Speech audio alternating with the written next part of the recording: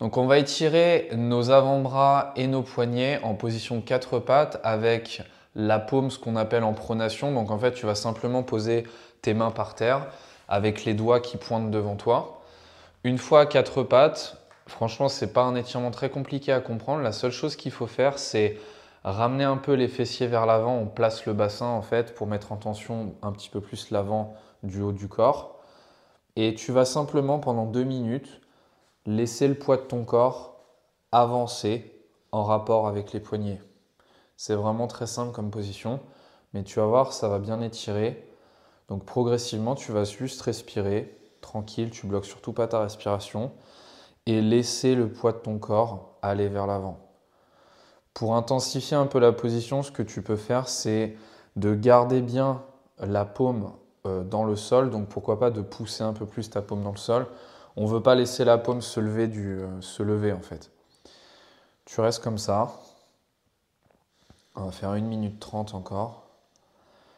Et à la fin de ce temps de stretching, on fera 2 contractions sur 2 cycles et je t'expliquerai comment on va faire ça. Ça va vraiment te faire gagner en mobilité de poignet et du coude de façon générale.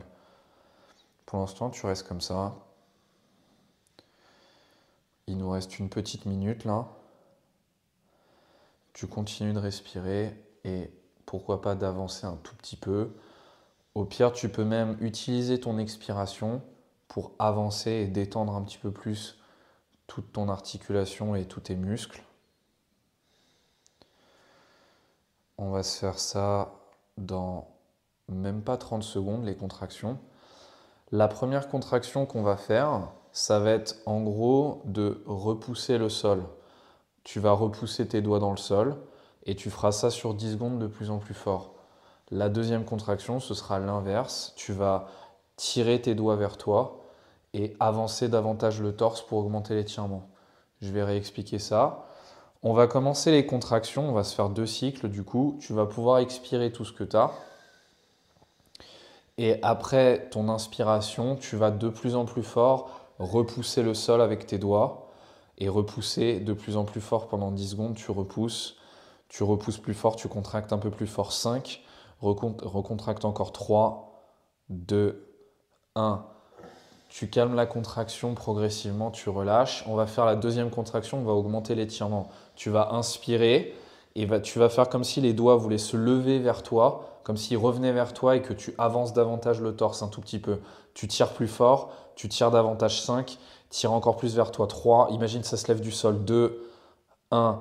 Tu expires mais tu ne remets pas le torse là où il était précédemment, tu le laisses dans le nouvel étirement. On va se faire un deuxième cycle, la même chose.